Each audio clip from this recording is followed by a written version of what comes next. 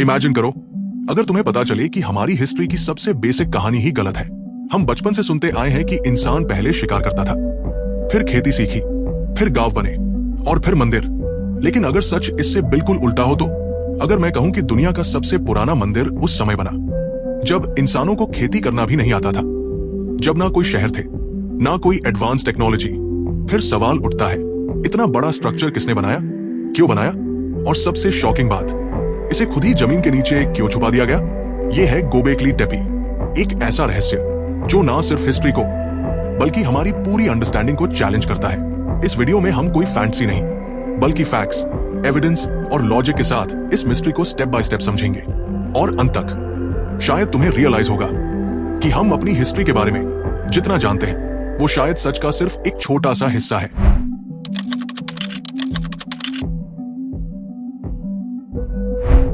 उन्नीस सौ 1990 तक गोबेकली टेपी को कोई खास महत्व नहीं दिया जाता था। यह टर्की में एक साधारण सी पहाड़ी मानी जाती थी। लेकिन 1994 में एक जर्मन आर्कियोलॉजिस्ट क्लाउस श्मिट ने इस जगह को ध्यान से देखा और उन्हें लगा कि यहां कुछ अलग है। जब एक्सकवेशन शुरू हुई तो धीरे धीरे मिट्टी के नीचे से ऐसे स्ट्रक्चर्स निकलने लगे जिन्हें देखकर पूरी दुनिया हैरान रह गई। ये सिर्फ कोई रूइंस नहीं थे बल्कि परफेक्टली प्लान्ड सर्कुलर स्ट्रक्चर्स थे जिनमें बड़े बड़े टी शेप्ड पिलर्स खड़े थे। इन पिलर्स पर जानवरों की डिटेल्ड कार्विंग्स बनी हुई थी, जैसे शेर, सांप, पक्षी और बिच्छू। सबसे शॉकिंग बात यह थी कि कार्बन डेटिंग के अनुसार यह साइट लगभग 9600 BCE की है, यानी आज से करीब 12000 साल पुरानी।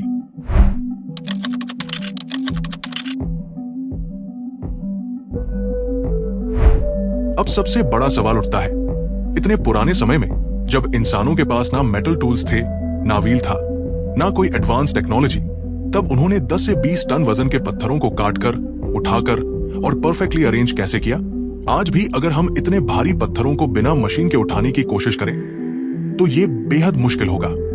कुछ साइंटिस्ट्स मानते हैं कि उस समय लोगों ने रोप्स और लकड़ी के रोलर्स का इस्तेमाल किया होगा और बहुत बड़ी संख्या में लोग मिलकर ये काम करते होंगे। लेकिन यहाँ एक और इंटरेस्टिंग बात सामने आती है। इतना ऑर्गेनाइज्ड कंस्ट्रक्शन ये दिखाता है कि उस समय सोसाइटी उतनी प्रिमिटिव नहीं थी जितना हम सोचते हैं। इसका मतलब है कि लोग पहले से ऑर्गेनाइज्ड ग्रुप्स में रहते थे, उनके पास प्लानिंग थी और शायद कोई लीडरशिप सिस्टम भी था।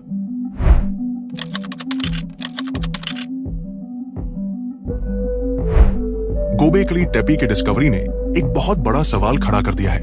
अब तक हिस्टोरियंस मानते थे कि पहले इंसान ने खेती सीखी, फिर स्थायी रूप से बसना शुरू किया, फिर विलेजेस बने और उसके बाद रिलीजन और टेम्पल्स आए।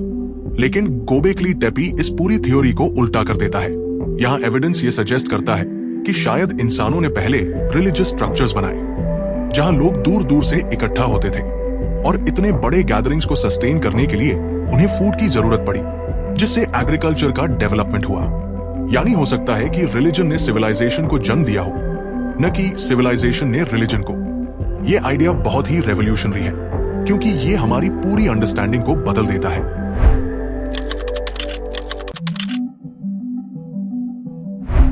गोबेकली टेपी के पिलर्स पर बनी कार्विंग्स सिर्फ डेकोरेशन नहीं लगती। इनमें जानवरों की जो इमेजेस है वे बहुत केयरफुली बनाई गई है। कुछ रिसर्चर्स मानते हैं कि ये कार्विंग्स एंशिएंट मिथोलॉजी या बिलीफ्स को रिप्रेजेंट करती है। वहीं कुछ लोग कहते हैं कि ये सिंबल्स किसी तरह के वार्निंग साइंस हो सकते हैं। एक और इंटरेस्टिंग थ्योरी ये है कि ये कार्विंग्स आसमान के तारों और कॉन्स्टलेशन से जुड़ी हो सकती है, जैसे कि स्कॉर्पियस। लेकिन यहाँ ये समझना जरूरी है कि इन थ्योरीज का कोई स्ट्रॉन्ग साइंटिफिक प्रूफ अभी तक नहीं मिला है। इसलिए हमें इन पॉसिबिलिटीज को ओपन माइंड से देखना चाहिए, लेकिन ब्लाइंडली बिलीव नहीं करना चाहिए।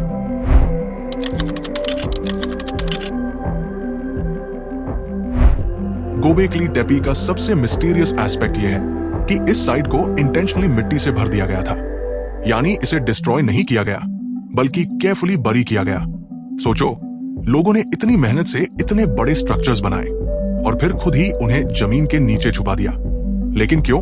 कुछ एक्सपर्ट्स मानते हैं कि यह किसी रिलीजियस रिचुअल का हिस्सा हो सकता है जहां पुराने टेंपल को बंद करके नया बनाया जाता था।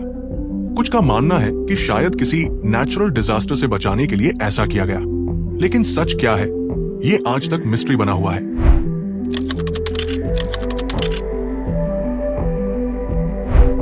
आज भी गोबेकली टेपी का केवल लगभग 5% हिस्सा ही एक्सकवेट हुआ है। बाकी 95% अभी भी जमीन के नीचे छुपा हुआ है। मॉडर्न टेक्नोलॉजी जैसे ग्राउंड पेनिट्रेटिंग रडार से ये पता चला है कि नीचे और भी स्ट्रक्चर्स मौजूद है। इसका मतलब है कि आने वाले सालों में हमें और भी शॉकिंग डिस्कवरीज देखने को मिल सकती है। जो हम आज जानते हैं वो शायद पूरी सच्चाई का सिर्फ एक छोटा सा हिस्सा है।